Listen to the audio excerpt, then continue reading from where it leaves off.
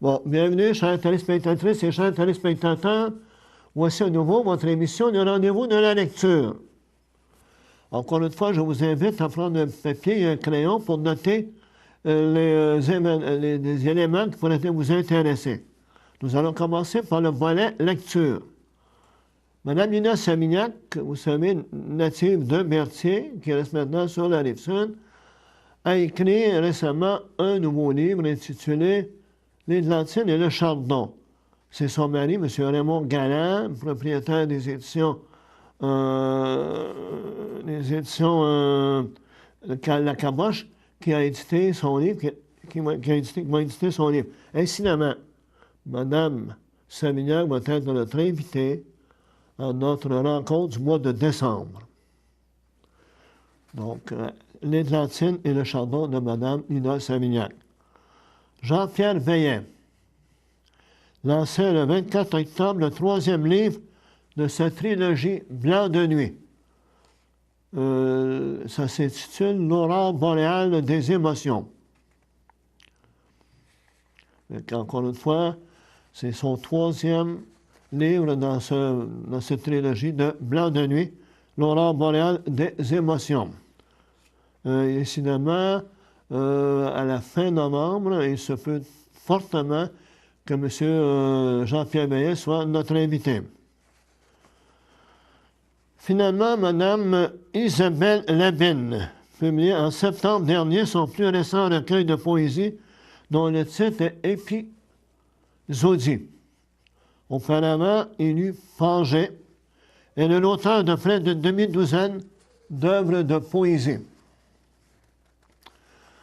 Vous qui aimez la lecture, que vous n'avez pas une fortune d'écart à dépenser, puis que vous êtes un adepte de l'Internet, je vais vous suggérer des sites où l'on peut retrouver des livres de qualité tout à fait gratuits. Un des plus importants, c'est la Bibliothèque électronique du Québec. Vous prenez en note, là, c'est le http beq.gratuit.com. Il y a un deuxième élément, un deuxième site intéressant, c'est www.livreauplurielpourtous.co.com, c'est-à-dire. L'autre, c'est http://planetqc.ca culture livre au pluriel étranger best-seller étranger au pluriel best-seller et là .html.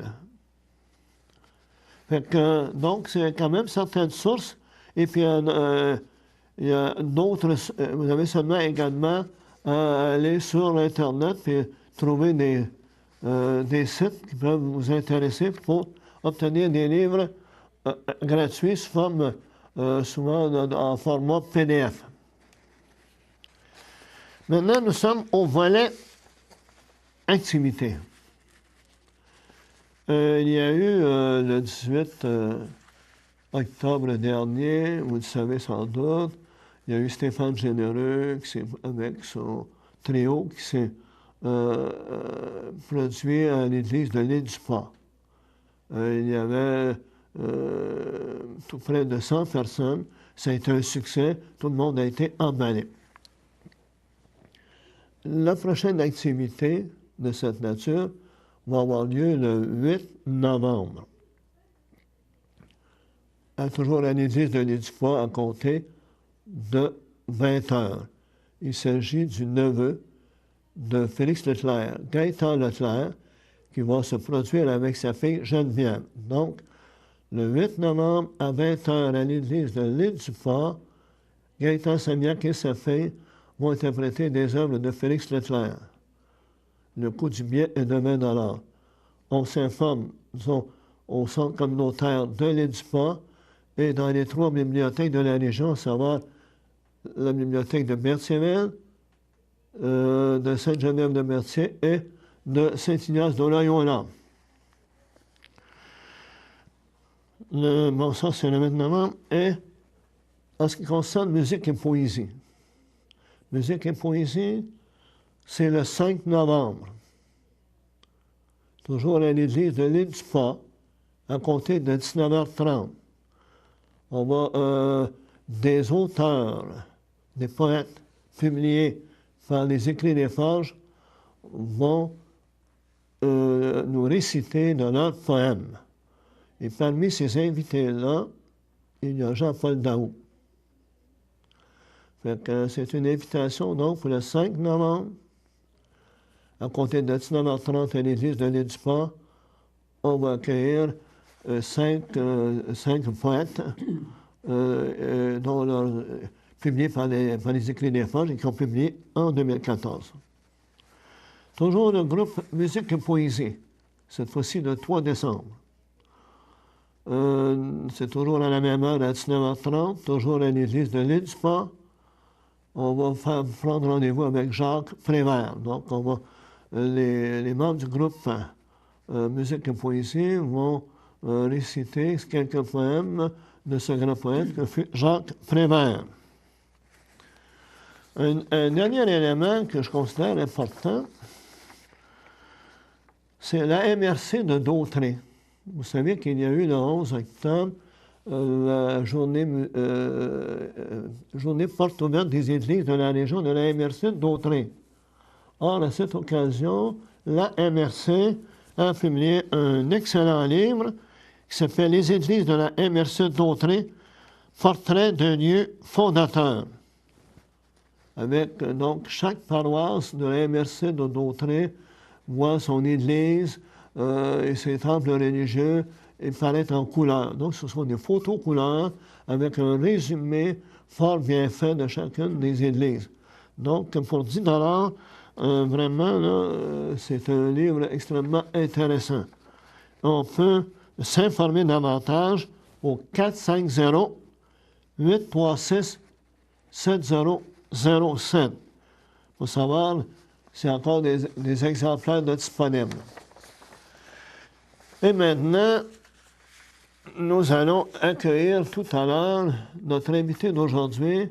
Il s'agit de Mme Laure Bouvier. Fait qu'on vous dit à tout à l'heure. Merci. Bonjour, ici André Villeneuve. Vous regardez CTRB.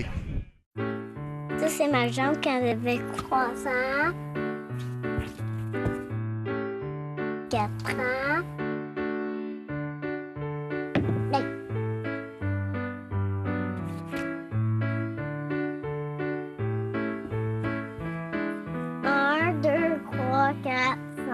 J'ai 5 ans et 5 jambes. C'est ma jambe de ski.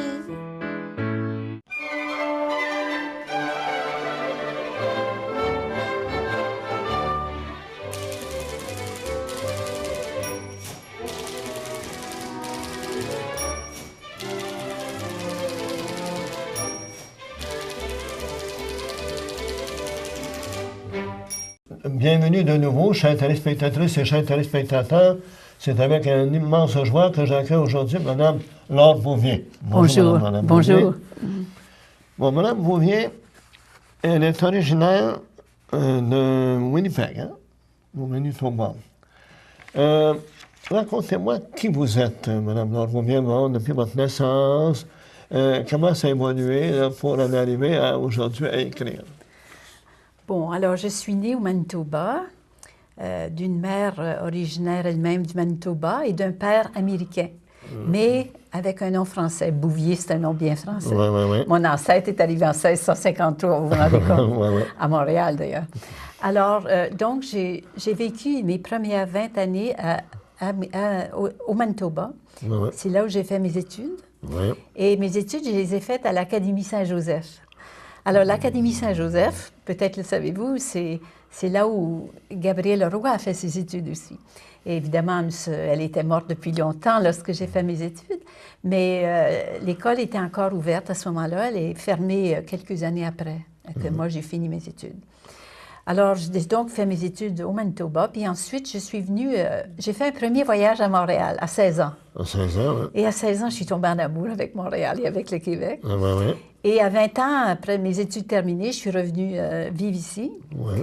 à Montréal. Je suis arrivée à Montréal pour de bon, pour m'installer pour de bon au Québec. Ouais. Je me suis mariée, j'ai eu 3 enfants. Oui, oui. Alors ça, c'est les premiers temps, disons. Oui. Mais ensuite, bien, j'ai en quelque sorte passé ma vie à écrire. Je me suis rendu compte de ça récemment. Je dis, mon Dieu, je n'ai fait que ça, au fond. Parce que j'ai d'abord fait de la traduction. J'ai fait aussi du journalisme. J'ai été à la Revue Châtelaine. J'ai travaillé à la Revue Châtelaine. Ensuite, j'ai dirigé un hebdomadaire, Le Progrès de Magog, où j'ai eu un prix d'ailleurs pour mes éditoriaux. Ça m'a fait grand plaisir. Et puis ensuite, j'ai travaillé dans une grande agence de publicité comme conceptrice-rédactrice. Oui. Et puis ensuite, bien, quand mes enfants étaient grands et que j'ai trouvé enfin le temps, j'ai pu commencer à écrire des romans, ce que je voulais faire depuis longtemps. Depuis longtemps. Oui.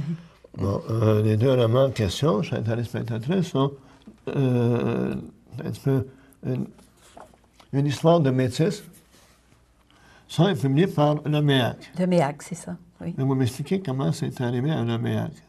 Bien, j'ai écrit mon roman, j'ai envoyé mon manuscrit chez Le Méac, et à ma grande surprise et pour mon grand bonheur, d'ailleurs, M. Pierre Fillon, qui était à ce moment-là directeur littéraire, m'a appelé au téléphone. Oh mon Dieu, une semaine à peine après avoir envoyé le manuscrit, ce qui était exceptionnel. Et puis alors, il m'a dit, est-ce que je dois aller à Paris ou en tout cas, je vais vous rappeler à mon retour. Alors, je vais lire votre roman. Puis il m'a appelé, je l'ai rencontré, puis mon roman a été publié. Mais évidemment, avant d'être publié, il m'a fait retravailler parce que c'est le travail d'un éditeur. Même si on prend beaucoup de temps à écrire son roman, il y a toujours du travail à faire. Et alors, j'ai retravaillé mon roman, puis il a été publié. Ensuite, bien, les années ont passé. Je travaillais entre-temps. Et puis, ensuite, bien, j'ai publié Tansy en 2012. Bon, Tansy, là, j'ai un petit peu un résumé ici, là.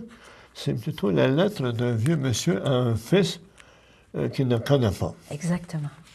Fait que, comment vous est venue cette idée là, d'une lettre d'un vieux monsieur à son fils? Mais je vais vous dire, un livre, la composition est très importante. Au début, je ne savais pas que ce serait une lettre à son fils. Là. Je pensais que le narrateur serait un personnage à la 3e personne qui raconterait cette histoire. Puis après, j'avais écrit une 40aine de pages, puis je n'étais pas satisfaite. Et puis alors, je me suis dit, non, ça ne va pas.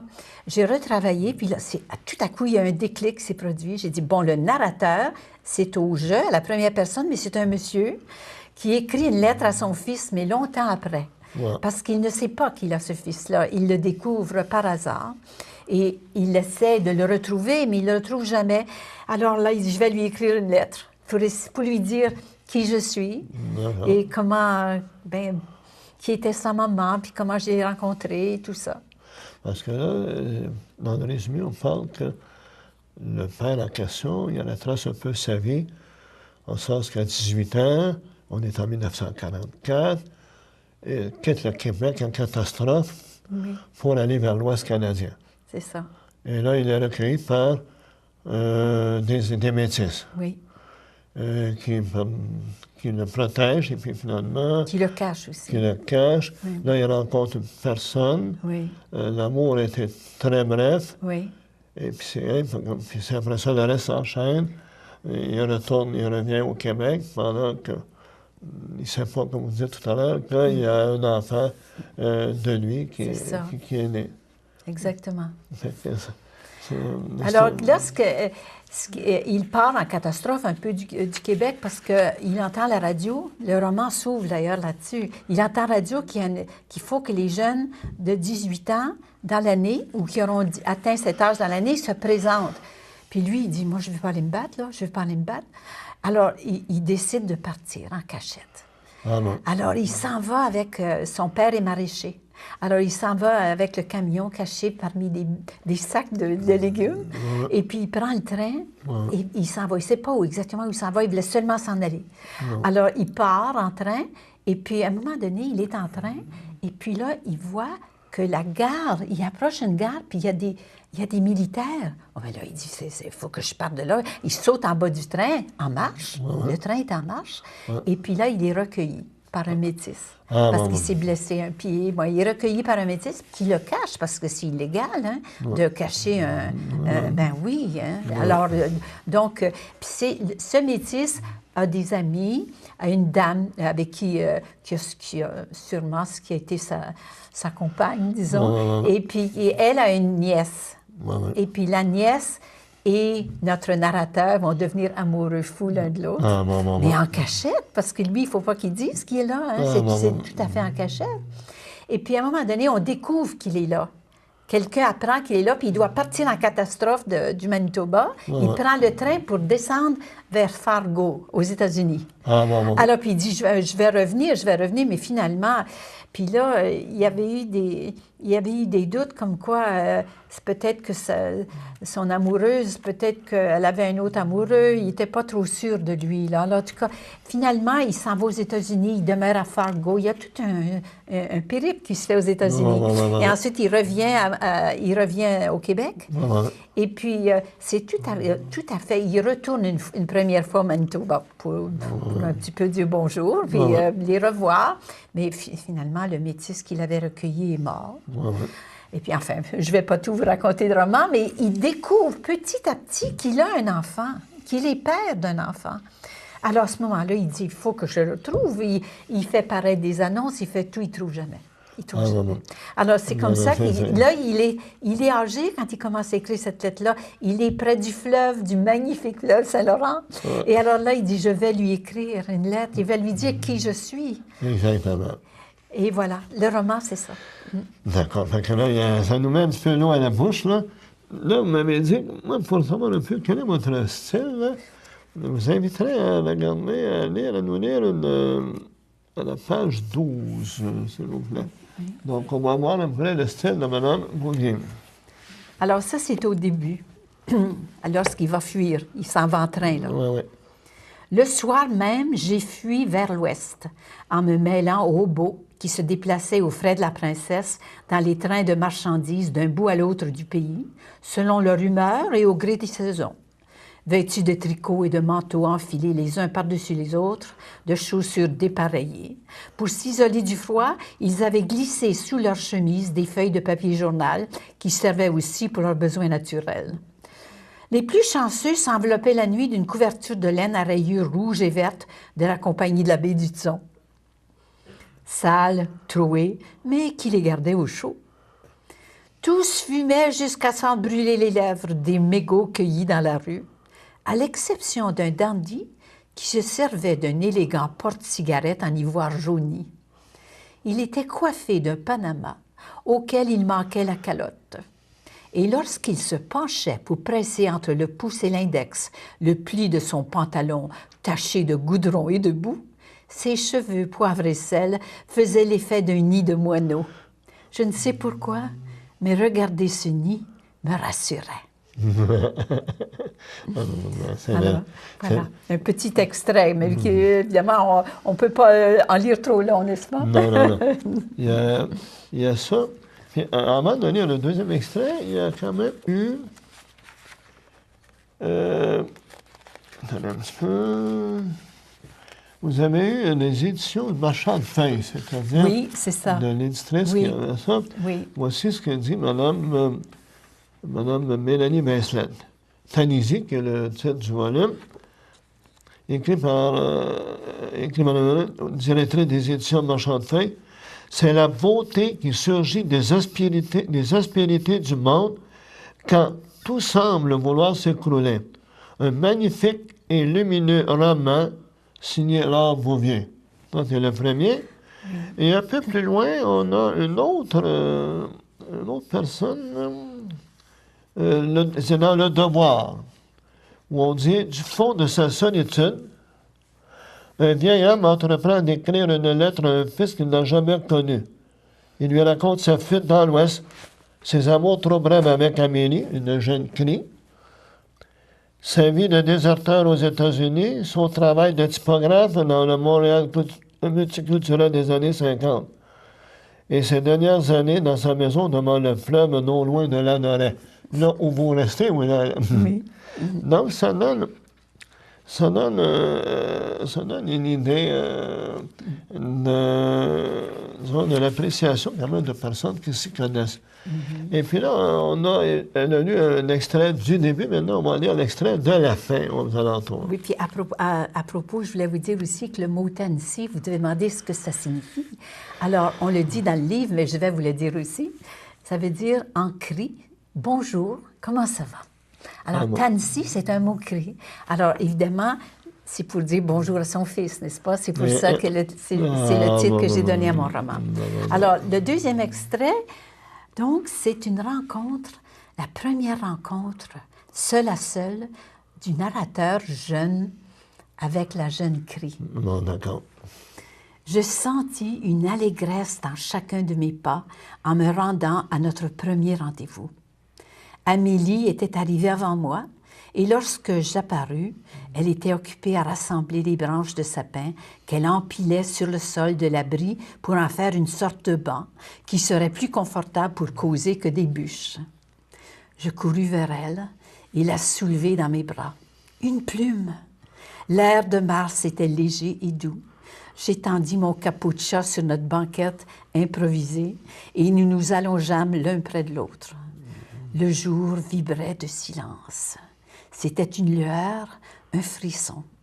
Nous l'entendions avec nos yeux, avec la peau de notre visage. Amélie respirait avec une telle douceur que j'en fus bouleversée et je pensais, je ne peux pas ne pas l'aimer. J'aurais voulu l'envelopper d'une carapace dont moi seule aurais la clé. Je sentis mon désir s'affirmer. Alors l'évidence de nous trouver seuls dans cet abri, perdu dans le bois, me saisit. Mieux valait partir. J'avais peur de moi-même et de la passion qui me dévorait. C'est très bien écrit. C'est très, très bien écrit. Il faut dire que Mme Bouvier, elle a été demi-finaliste en 2010 au prix littéraire de poésie de Radio-Canada. Et cette année, en 2014, vous avez été finaliste du concours des Jardins de la Culture de l'Anaudière. Donc, pour l'ensemble de votre œuvre. Hein? Non, c'était pour oui, l'ensemble, vous avez raison, c'est pour l'ensemble. Oui. Donc, à ce moment-là, vous avez été finaliste. Oui. Bon, c'est à souligner quand même. Merci de le dire, c'est gentil. Ça fait plaisir. Écoutez, vous avez quitté là-bas, vous aviez 20 ans à l'époque, vous êtes venu à Montréal, comme vous avez dit tout à l'heure, vous avez tombé peut-être pas un amour avec le Québec, surtout peut-être avec Montréal. Donc là, c'est là où vous êtes mariés, vous avez eu 3 enfants. C'est là où vous avez fait votre métier, vos travaux, là, rédactrice, traductrice, et puis même au niveau publicitaire, vous avez été même parolière pour un groupe de musique rock, là. Oui. Fait que ça doit être quand même assez intéressant. Ah oui, c'est fascinant. C'est fascinant d'écrire pour la musique, hein? Oui. Oui. Parce que la musique, je vous l'ai dit, je suis très... j'ai l'oreille musicale, j'aime la musique. Et quand j'écris, c'est très important aussi. C'est très important. D'accord. Nous allons revenir à ça parce que j'ai une question.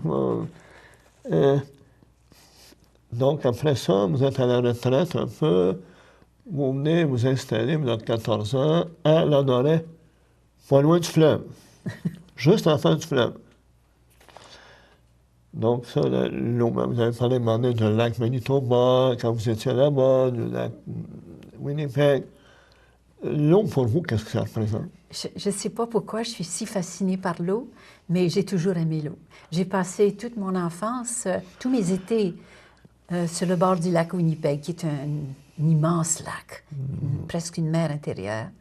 Et alors, tous les étés, j'étais là. J'étais là tous les étés. D'abord, comme dans ce moment-là, c'était des colonies de vacances pour des jeunes. Et ensuite, j'ai été monitrice. J'aimais tellement ça que je voulais y passer tous mes étés. J'adorais l'eau. J'aime toujours l'eau, d'ailleurs. Là où vous êtes à Lanoraie. Et puis, elle continue à s'impliquer, madame. Elle s'implique parce que, à la demande de mme Micheline Saint-Pierre, qui est présidente de la Société d'histoire de l'Honoré, elle a écrit des textes à saveur historique qui doivent être publiés éventuellement, qui vont être publiés dans un proche avenir. Mais avant de poursuivre, pour vous, l'écriture, ça représente quoi, l'écriture, pour vous? Comment vous concevez l'écriture? Comment je constate? C'est une grande question. J'espère de pouvoir bien y répondre. Mais pour moi, l'écriture, c'est une musique. C'est une musique. Je dois, lorsque je termine un livre, il faut que ce soit comme une sorte de symphonie. Chaque phrase, chaque paragraphe est une partition, chaque mot est une note. Et si on ne le fait pas bien, il va y avoir quelque chose qui va clocher là-dedans, vous savez? Ouais. Alors, il faut que lorsqu'on a terminé le livre, qu'on est envahi par une musique qui nous émeut et en même temps qui nous fait découvrir des choses qu'on n'avait peut-être pas vues. Parce que c'est ça, l'art. Hein? L'art, ça doit nous surprendre, ça doit nous étonner, peut-être nous scandaliser parfois. Il ne faut pas être surpris de ça. Mais il faut qu'on apprenne quelque chose, qu'on sente quelque chose de neuf. C'est là, pour ça qu'il y a des écrivains, puis des musiciens, et des artistes peintres. C'est pour nous faire voir des choses qu'on ne voit pas toujours, ou qu'on ne se donne pas la peine de voir.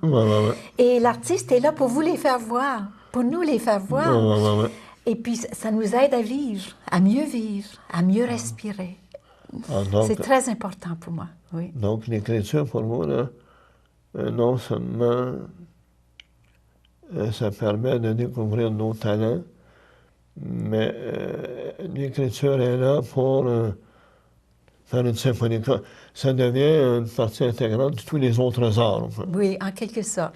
Évidemment, ce sont les mots qui sont le plus importants, mais les mots, c'est de la musique, les mots. Exact. Les mots, c'est pour ça qu'il faut bien apprendre notre langue. C'est pour ça qu'il faut faire des... Avant d'écrire, il faut lire, beaucoup lire, il n'y a pas d'autre façon. Il faut lire, puis lire les maîtres, les meilleurs. Et c'est seulement après ça qu'on peut découvrir sa propre petite musique. Et petite musique qui va devenir sonate et puis ensuite symphonie, voyez-vous? Il n'y a pas d'autre façon d'écrire, je crois. Bon, vous m'avez dit, à l'âge de 4 ans, oui. Votre père montrait des photos, et puis là, vous aimeriez... Racontez-moi comment ça s'est passé. Ah oui, bon, c'est comme ça que j'ai appris à lire, c'est curieux, mais lorsque j'étais enfant, on avait, dans le dictionnaire Larousse, il y a des planches sur les champignons, les chats, les chiens, les fleurs, et mon père me montrait ça, il me nommait les choses, et puis alors, je lui nommais, puis, alors il dit, moi, attends, il y avait autre chose à faire parfois, mais papa, montre-moi à lire, comme ça, je pourrais moi-même lire les mots. Alors, c'est comme ça, il m'a acheté un tout petit tableau noir avec une brosse, vous savez, et puis une petite craie, et il mettait des mots, et j'écrivais. Alors, il était très fier. Alors, j'ai appris à écrire à peu près à 4 ans, 4 ans et demi. 4 ans et demi. Oui, oui. Par la suite, votre père meurt quand vous avez 10 ans. À 10 ans, oui. Là, comme vous dites, maintenant, c'est la famille élargie, les grands-parents qui prennent soin de vous. Oui. Mais à partir de 12 ans, vous découvrez vraiment, là, il y a une certaine flamme de lire. Là. Oui. Alors, ça a été à 12 ans, j'ai découvert le fabuliste Jean Lafontaine. Jean de Lafontaine, comme il faudrait dire. Et j'avais un professeur, une religieuse, qui, probablement que dans sa jeunesse, elle devait avoir rêvé de devenir comédienne. Mais elle pesait à peu près 300 livres. Je ne pense pas qu'elle était le type. De toute façon, elle avait la vocation, c'est sûr. Mais elle était excellente, professeure. Alors, avant la fin de la classe, le vendredi, elle montait on avait à ce moment-là des cartes géographiques devant le tableau noir. Elle montait la carte, elle l'enroulait. Et derrière, elle avait écrit une fable de La Fontaine. Et elle nous lisait ça avec grâce. C'est beau, hein, La Fontaine. Oh, vous savez, quand Maître Corbeau, sur son arbre pêché, tenait dans son bec un fromage. Elle nous lisait ça, c'est tellement beau, c'était magnifique. Je suis tombée en amour avec Jean de La Fontaine. J'ai voulu le lire. Ça a été mon premier amour, Jean de La Fontaine. C'était mon premier. Évidemment, j'en ai eu d'autres après. Mais je dis, ça a été le premier, vraiment. Et je vous dirais que je le relis encore, hein, régulièrement. Et je suis toujours éblouie par son style, parce que c'est tellement rapide comme écriture.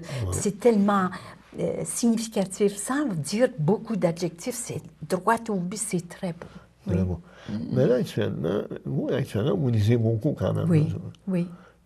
Est-ce que vous lisez un peu du roman moderne? Oui, absolument. Je lis et je relis. Mais actuellement, je viens par exemple de lire un écrivain canadien en langue, parce que je lis l'anglais aussi, parce que évidemment, j'ai fait mes études au Manitoba où l'anglais est obligatoire. Alors, donc, c'est un livre écrit en anglais qui s'appelle Transatlantique par Colin McCarthy. C'est un chef-d'œuvre. C'est vraiment un roman magnifique. Mais aussi, je suis en train de relire Nancy Houston, que j'aime beaucoup. Et puis, je relis parfois. Parfois, je lis, parfois, je relis. Et donc, vous relisez les livres que vous avez aimés dans un premier volet. Oui, oui. Et en le relisant, vous découvrez peut-être d'autres chemins. Oui, qui m'avaient échappé parfois, ou bien que j'ai pris plaisir à lire la première fois et que je prends encore le plaisir de lire la deuxième fois. Parce qu'il y a des grands livres, on ne se fatigue pas d'un grand livre. Hein. Il y a toujours quelque chose à découvrir. Bon, maintenant, vous, en tant qu'écrivaine, une journée d'écriture dans la vie de Laure Bouvier, comment ça se traduit? Mais d'abord, je ne commence pas à écrire avant 10h, 10h30 du matin, c'est sûr. Parce que je suis très lente à m'éveiller le matin. Il me faut beaucoup de café. Mais lorsque je m'installe pour écrire, alors là, je peux écrire pendant 4-5 heures d'affilée. Mais là, vous dites que vous écrivez carrément directement à l'ordinateur. Oui, à l'ordinateur, oui. Puis, vous m'avez dit que vous n'avez pas nécessairement de plan précis, mais supposons qu'on est lundi, vous écrivez un texte. Quand vous revenez le mardi, avant de vous plonger dans l'écriture, vous relisez ce que vous avez écrit toujours. Le lundi. C'est la première chose. Je relis toujours ce que j'ai écrit la veille. Et parfois, quand on finit une journée de travail, on s'imagine que « Ah, j'ai fait une bonne journée ».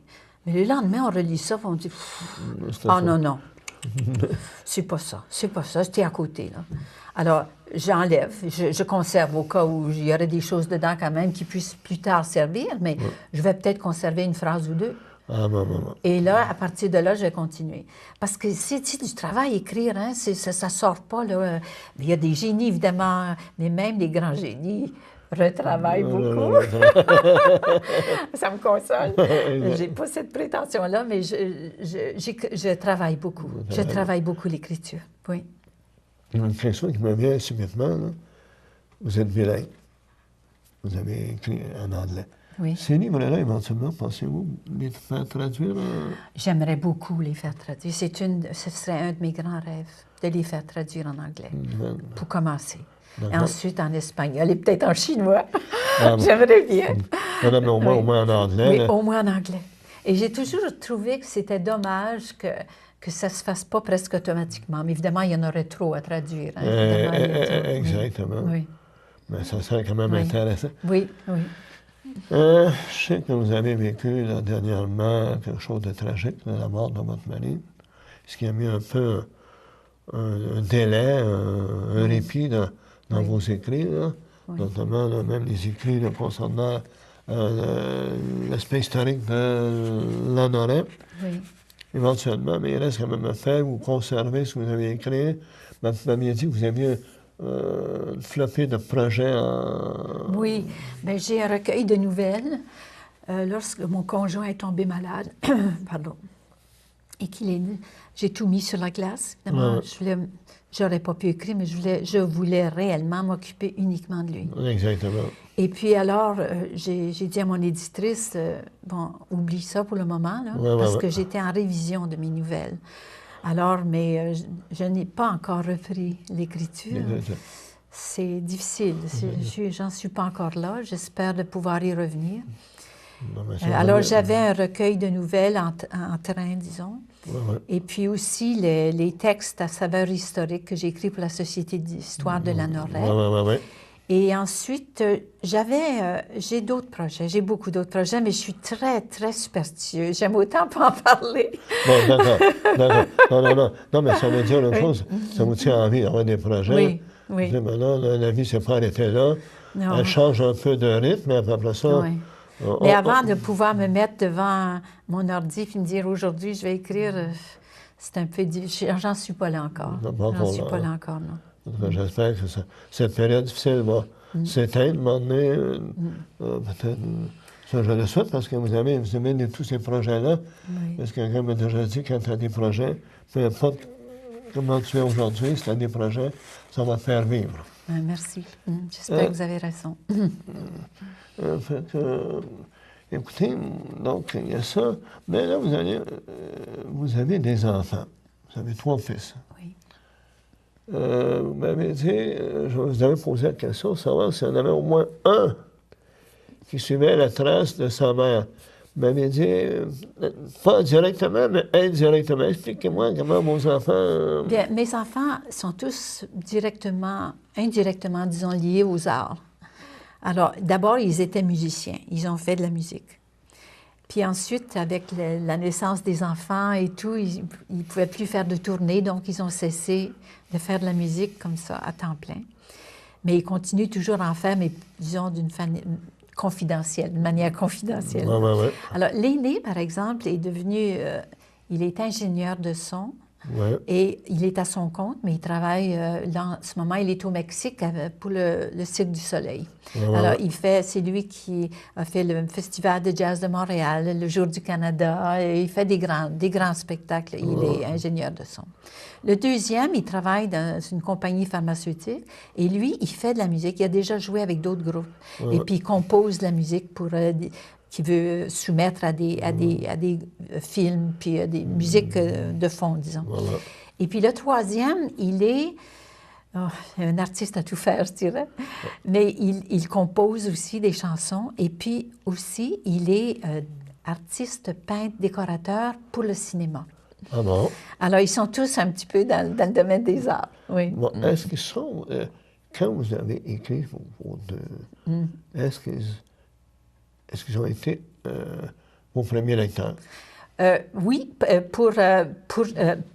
les 3. Pour le premier, ça a été mon deuxième fils qui a été un de mes lecteurs. Ouais. Pour celui-là, ça a été mon troisième fils. Ah, bon, Mais parmi les lecteurs, parce que j'en ai plus d'un. Et puis alors, mais j'aime bien voir des réactions de gens plus jeunes, voyez-vous, parce que je veux pas être lu, il faut pas que la littérature devienne quelque chose pour les gens âgés quand même. Il faut que ce soit des jeunes qui lisent. Alors je voulais savoir si ce que j'écris pouvait intéresser des gens plus jeunes, et j'ai même un petit-fils qui m'a lu. Alors, il était très content. Ah, vous êtes grand-mère? Je suis grand-maman. Alors, évidemment, il m'a lu et puis il a beaucoup aimé. Alors, je suis très contente de ça. Oui. Comment il s'appelle? Soumana. Ah, il a un nom africain. Je vais vous dire pourquoi. C'est parce que j'ai passé 4 ans en Afrique. En Afrique de l'Ouest? En Afrique de l'Ouest. Et donc, nous avions un gardien. Parce que là-bas, il y a des gardiens, il y a des cuisiniers. On les engage, pas parce qu'on est snob, c'est parce qu'en engageant un, on fait vivre toute une famille africaine. Puis on les paye très bien. Et puis alors, notre gardien s'appelait Soumana. Et il a presque adopté, il n'y avait pas d'enfant, lui. Alors, il a adopté mes enfants, et en particulier le plus jeune, le papa donc de Soumana. Alors, lorsqu'il est né, ils ont donné ce nom. C'est un nom africain qui est très beau. D'accord. Mais là, on va revenir à quelque chose. Bon, vous avez des projets, vous avez un recueil de nouvelles qui éventuellement va reprendre son élan. Vous avez d'autres projets, comme vous avez dit tout à l'heure, je respecte ça. Vous êtes superstitieuse, on n'en parlera pas tout de suite, mais au moins vous avez des projets. Mais vous m'avez parlé tout à l'heure que pour pouvoir écrire, il faut lire beaucoup. Oui. Est-ce que vous avez déjà fait des conférences pour dire aux gens, mais vous devez lire, non? Est-ce que vous avez... Non, mais je le dis, mais non, je n'ai pas fait de conférence, non. Mais je pense que c'est une chose qu'on devrait sans cesse répéter. Parce que je pense que, évidemment, il y en a qui écrivent très bien, très jeunes. Marie-Claire Blais, par exemple. Rimbaud. Enfin, il y en a qui ont écrit très, très jeunes. Mais la plupart des gens, il faut qu'on apprenne à écrire. Et surtout nous, notre langue, il faut l'apprendre, notre langue. On ne la sait pas bien, notre langue. Ça demande des années de travail pour la maîtriser un peu. Parce que même après des années, on ne la maîtrise jamais parfaitement. Alors, il faut qu'on apprenne sa langue. Parce que c'est notre outil, hein? C'est comme un menuisier. Si c'est pas manier sa scie ou son marteau, il faut qu'il apprenne avec ses outils. Notre outil, c'est la langue. Alors, il faut évidemment essayer de maîtriser ça le mieux possible. Puis ça prend du temps. Et alors, on ne peut pas avoir maîtrisé une langue à 20 ans. C'est impossible. Exceptionnellement, ça peut arriver, mais c'est impossible. La plupart des gens publient beaucoup plus tard. Il faut, si vous voulez, parce qu'il ne faut pas écrire pour se dire, ben là, dans 6 mois, ça va être disparu. Non, il faut viser plus haut que ça. Il faut se dire, Shakespeare est encore lu aujourd'hui. Il est encore joué. Molière aussi. Dante aussi. Qui ne connaît pas Homère, l'Odyssée? Qui ne connaît pas Don Quichotte? Vous voyez, ce sont des grandes œuvres, d'accord, c'est génial, mais c'est parce que c'est bon. C'est encore bon aujourd'hui. C'était bon il y a 400 ans. Alors, il faut que ça ait cette qualité de pouvoir être universel longtemps. Exactement. Et je pense qu'il faut viser ça. Il ne faut pas viser seulement pour demain. Oui. Eh bien, mais... Bon, maintenant, vous m'avez dit Tennessee. C'est en cri. C'est en cri, oui. Est-ce que vous avez appris le cri? Je n'ai pas appris le cri, mais pour écrire ce roman, j'ai fait beaucoup de recherches. Alors, j'ai fait des recherches sur des sites de cris, parce qu'au Manitoba, ce sont des cris qui sont dans l'endroit où descend mon jeune homme qui fuit le Québec. Lorsqu'il descend là, ce sont des cris qui sont dans cette région-là. Donc, il fallait que ce soit une cri dans mon roman, voyez-vous. Alors, pour mettre... j'ai dit, il faut quand même que j'apprenne un peu de cri, non pas pour faire semblant que je connais le cri, je ne connais pas le cri, mais au moins en connaître quelques mots, voyez-vous, quelques mots. Alors, j'ai fait des études sur Internet pour savoir la langue cri, et j'ai découvert ce mot-là, j'ai dit, c'est magnifique. Alors, il est devenu le titre de mon livre, tellement je le trouvais tellement beau. Oui. Bonjour, comment ça va? Oui. C'est quand même... Je trouve ça fantastique. Dans celui-là, ici, ça, a été publié dans le MEAC en quelle année? En 95.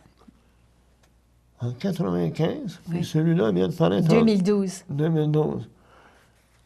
Mais je travaillais entre-temps. Hein? Alors, évidemment, quand on travaille toute la journée à écrire, on n'a pas nécessairement le goût d'écrire le soir. Hein? Il fallait que j'aie beaucoup plus de temps libre pour pouvoir faire ça, voyez-vous.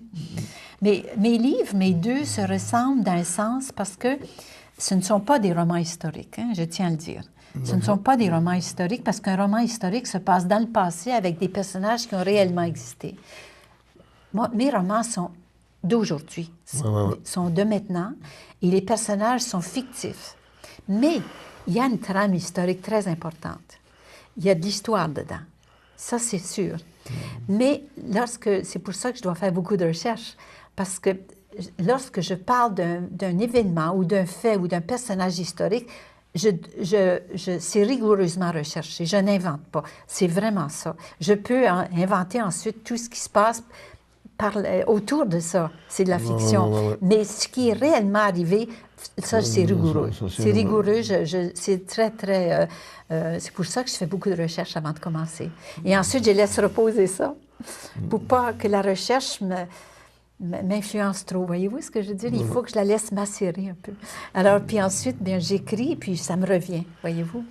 Mais vous m'avez parlé tout à l'heure de différents auteurs. Oui. Est-ce qu'il y a, pour vos livres, oui. Est-ce qu'il y en a 1, 2 ou 3 auteurs que vous avez dit, mais sans nécessairement copier le style, mais 2 ou 3 auteurs qui m'ont inspiré ou qui m'ont guidé, est-ce que vous avez, mais... Oui, je peux vous en nommer un en particulier, Alain Grandbois. Alain Grandbois. Son livre « Né à Québec » est pour moi, devrait être mis au programme de toutes les classes, absolument, dans les écoles, on devrait le lire absolument. Non seulement Alain Grandbois a écrit c'est un récit, donc c'est très fouillé, hein, il a fait énormément de recherches avant d'écrire son livre.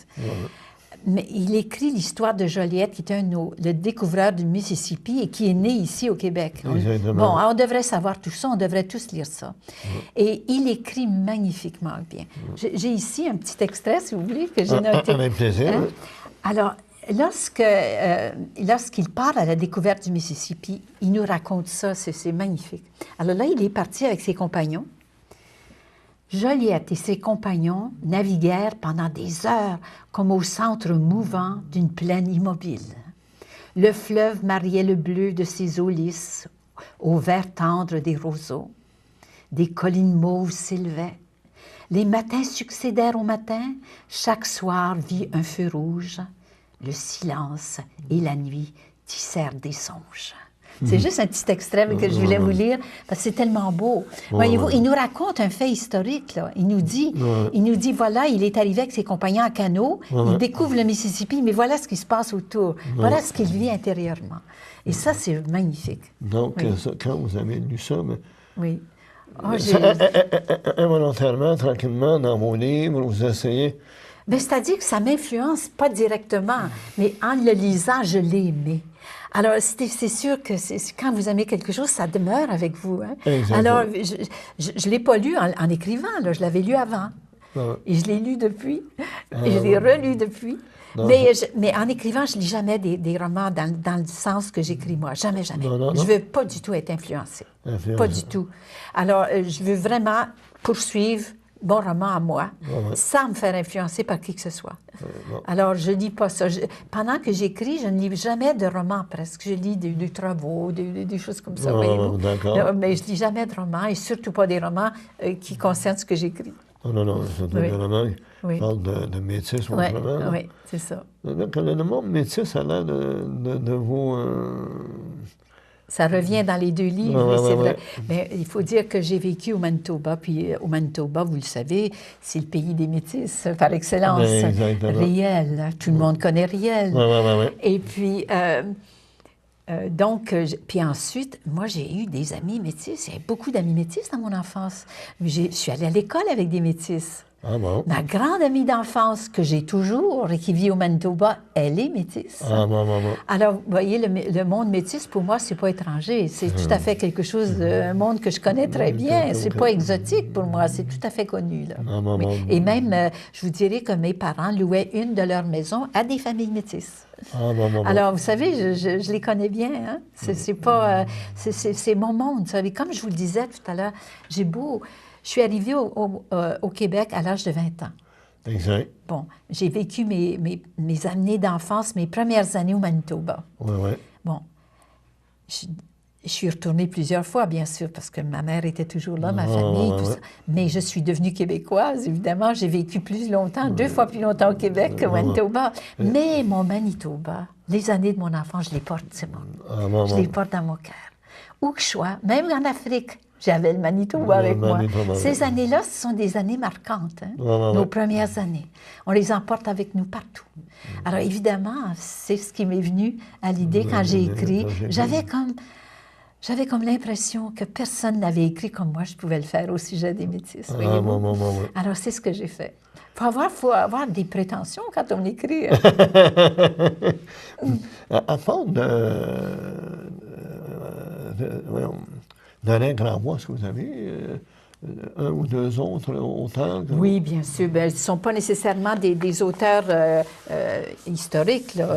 D'ailleurs, Alain Grandbois est un très grand poète aussi.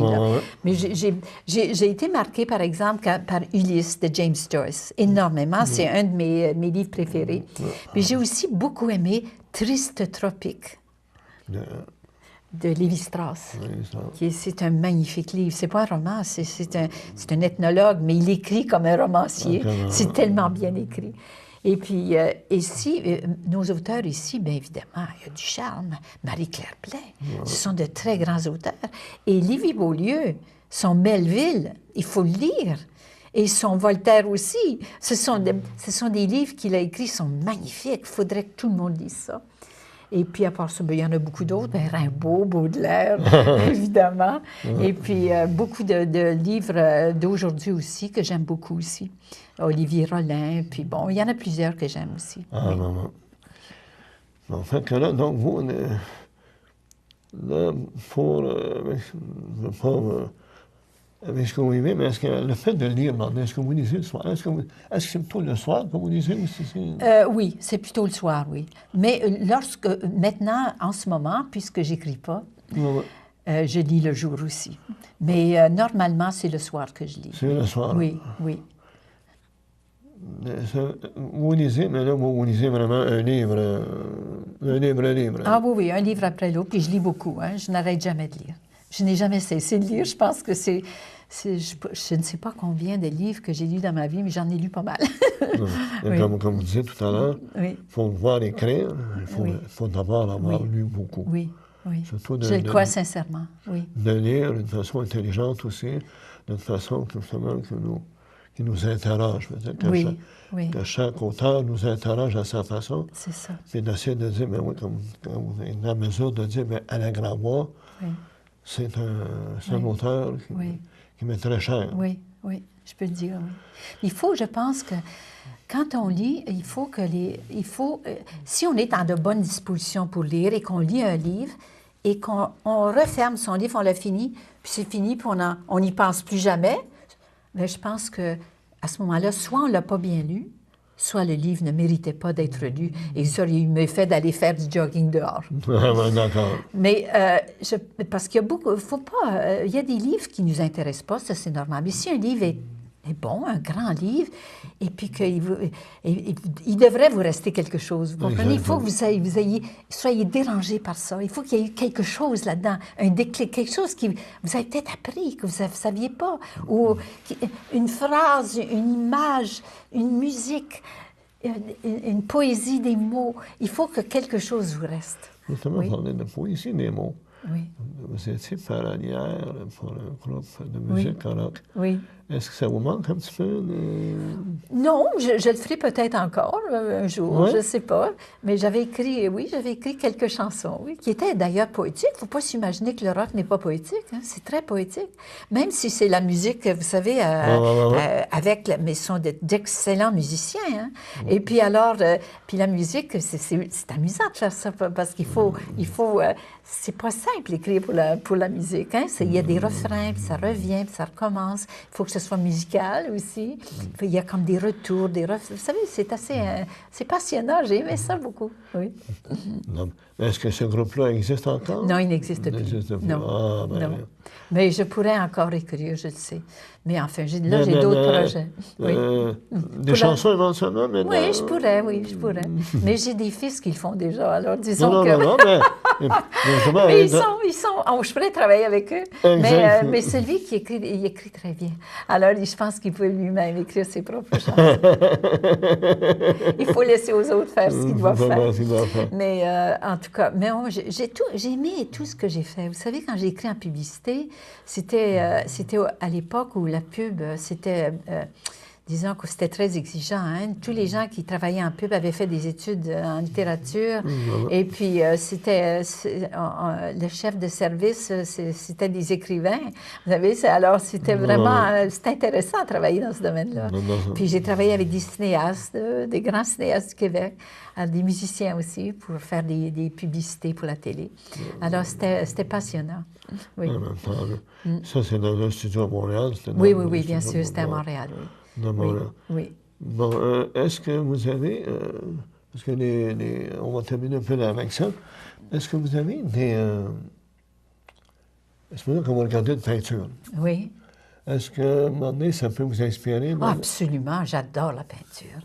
Et je vous dirais que je ne sais pas si j'ai le temps de le dire, alors, lorsqu'on a fait une vidéo pour les finalistes du gala du prix, là, alors il fallait faire une petite vidéo et j'ai ouvert mon vidéo en citant le peintre Gauguin. Ah bon? D'où venons-nous? Que sommes-nous? Ah bon. Où allons-nous? Parce que ça me passionne, ça semblait résumer un petit peu ma propre démarche. Ma propre démarche. Oui. Écoutez, c'est tout le temps que nous avons, ça passe extrêmement rapidement. Tout ce que je veux vous souhaiter, c'est qu'à un moment donné, que tous vos projets sont encore en friche, avancent, puis qu'on aimerait voir éventuellement Un troisième vraiment. Je vous remercie. Un troisième. Fait que, en tout cas, je vous remercie beaucoup, Mme Laure Bouvier. Ça a été un plaisir. Ça a été un plaisir de vous rencontrer et de faire cette entrevue. Et je souhaite bonne lecture à tous nos auditeurs. Puis vos livres sont à Librairie Martin? Ah oui, oui, vous pouvez. Oui, ils sont là. Et puis vous pouvez les commander s'ils ne sont pas là. Oui. D'accord. Merci beaucoup, Mme Bouvier. Merci. À la prochaine. Bonjour, ici André Villeneuve, vous regardez CTRB.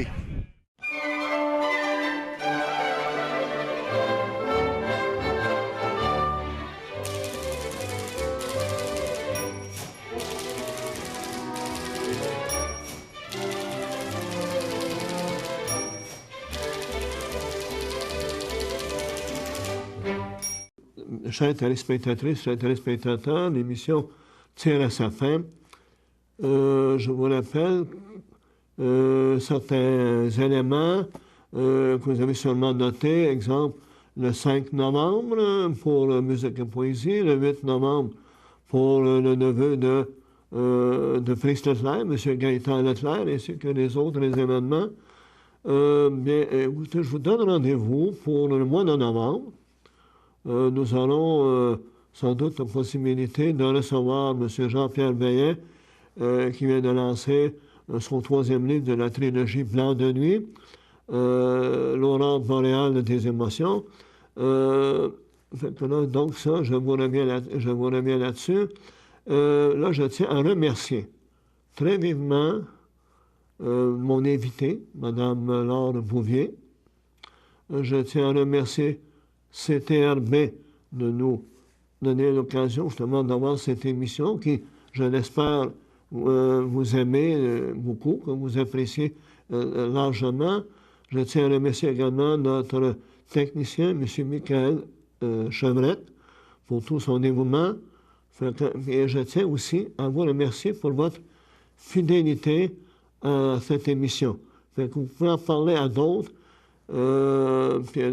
Consultez l'émission aussi sur Internet et dans YouTube. Fait que, encore une fois, merci beaucoup à CTRB, à Michael Chevrette, à Mme Laure Bouvier et à vous pour votre fidélité. À la prochaine.